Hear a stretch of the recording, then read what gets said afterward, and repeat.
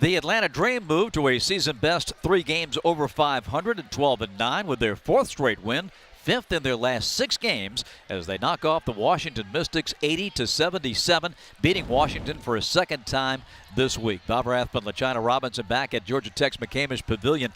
And when you were looking for a separator between two teams that played just a gritty, tough basketball game, that separator was Brittney Sykes. She hit a 3 at the end of the 3rd quarter that gave Atlanta a 1-point lead going into the 4th and then exploded with 12 fourth-quarter points as Atlanta held on to win. Yeah, the game turned into a bit of a grind fest as these two coaches were in a chess match. But I'll tell you what cures all of that, some confident shooting from Brittney Sykes right here, just spotting up. And once she got it going and hit 1 or 2 shots, I mean, off of the bounce, she can knock them down in a flurry, and she did so, really giving Atlanta some separation, some much-needed separation. Now, Washington would fight back, but great late-game management by Atlanta on both ends of the floor, strategy-wise and in terms of personnel, led to this win.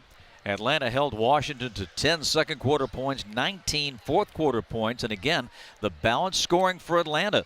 Sykes today was the leader with 17, but 5 Dream players in double figures. Yeah, look at the bench there. I mean, Sykes as well as Monique Billings, which I thought she was really critical for Atlanta, but the 28 free throw attempts, first quarter, Atlanta took 1 free throw attempt, and I know some of those were later in the game when Washington was trying to make up some time, but that to me was a game changer. Mentality, strategy.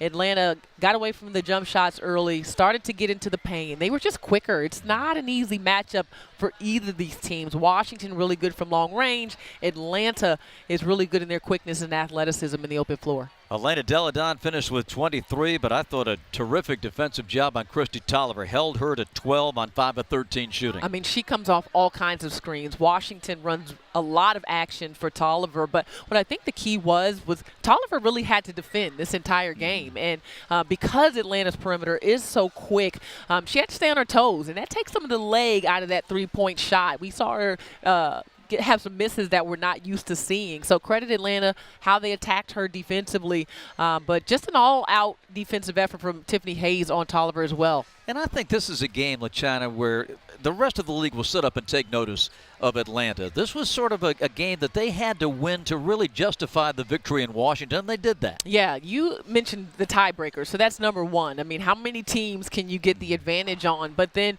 everyone was expecting Washington to come out and really punch Atlanta, because that was a rather embarrassing game for Washington, giving up 106 points on their home floor.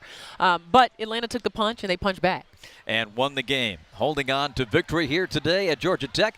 The final score, the Atlanta Dream 80 and the Washington Mystics 77.